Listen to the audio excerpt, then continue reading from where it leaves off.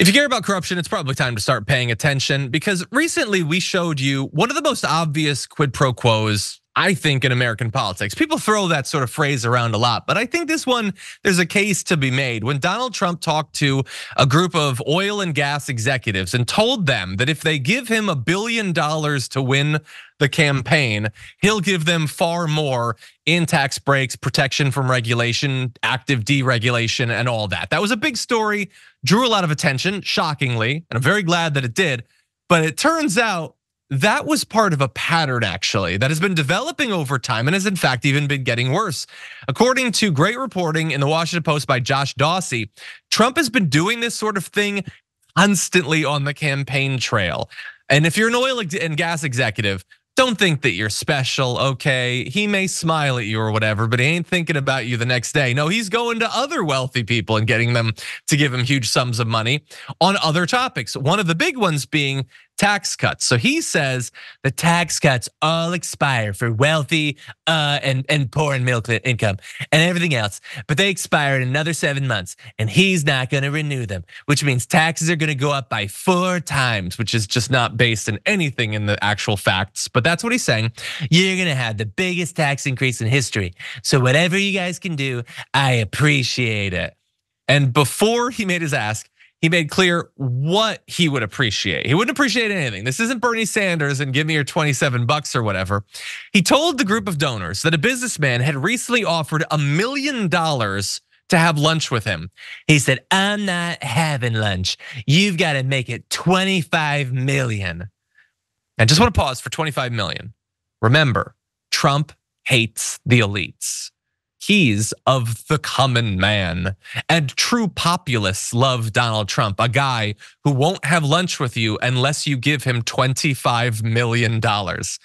Another businessman, he said, had traditionally given $2 to maybe $3 million to Republicans. Instead, he told the donor that he wanted a $25 million or $50 million contribution, or he would not be very happy. He is going to these people who already flood the system with money. Whatever speech you think you have, the free speech that the right is always talking about, utterly worthless compared to the Death Star sized bullhorn that you get when you donate $2 to $3 million.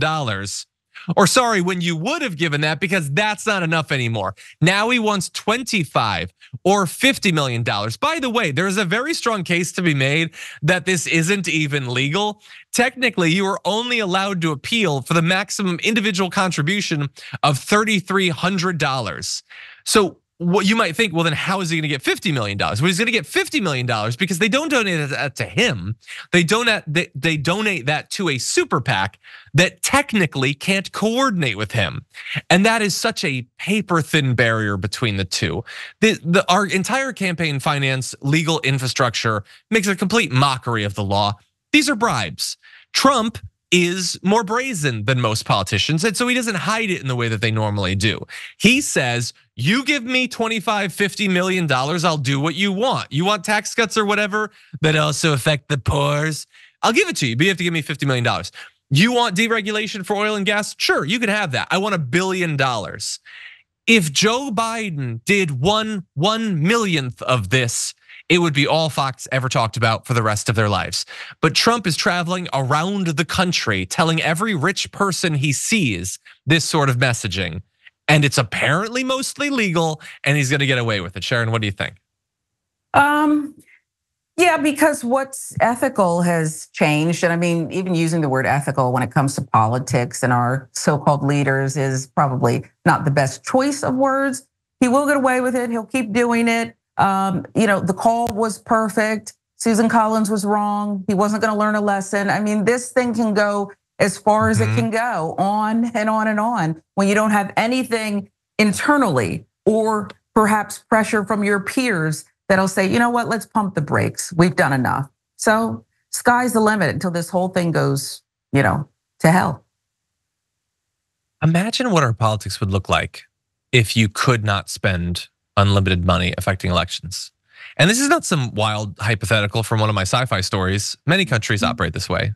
They have relatively brief elections that you cannot spend infinite money on, many of them publicly funded. That could work. And I don't understand why that it's obviously a hard sell to the right. Why would it be? They pretend that they don't want the elites to drive our politics. They don't want the deep state. They don't want the establishment. The establishment, the deep state, the elites, the rich, all love the fact that they can give a couple $1 billion to the president and get what they want for 4 years. Why would a poor MAGA person agree with that? Well, the answer is not hard to figure out. It's Fox News, obviously. But when the topic of getting rich people's money out of politics comes up and Jesse Waters defends it, why does the poor conservative not say, hey, wait, that doesn't make any sense? We're not supposed to want our politics to be entirely driven by what the rich want. And yet they're fine with it. They're fine with it. They would be angrier at the person that tried to create a level playing field where a billionaire could talk about politics. They could try to influence people in the same way that someone making $30,000 a year does. But the right would never allow it. They would never allow it. God, I hate the sham that is populism on the right. Okay, I just want to briefly mention too, just because I love the idea at least that corruption could become a big factor in this election. I want to remind everyone that people do care about this. So after the oil and gas executive thing came out, 6 in 10 likely voters surveyed said they were concerned about a second Trump term as a result of that.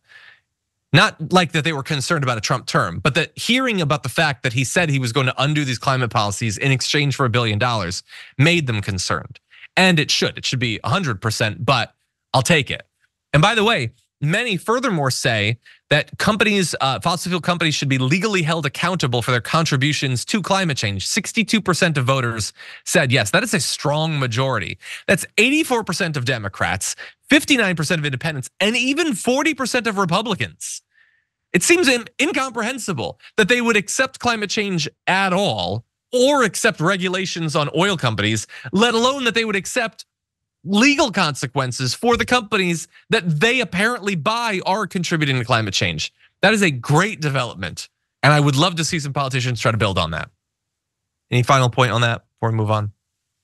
You know, you're talking about something very reasonable, something that I would think many of us could get behind, most of us could get behind, except for the 1%ers who are trying to prevent the rest of us from participating. But what it's really become, what you're discussing is utopia. It's just, that's what it is. And it's not going to be, I shouldn't sound so hopeless, but until I see something moving, just inching towards that direction, you know, I am hopeless right now about that. On the pre-port, we talked about 2 kids that figured out a way to use ultrasonic waves to filter microplastics from water. That gave me a little bit of hope today.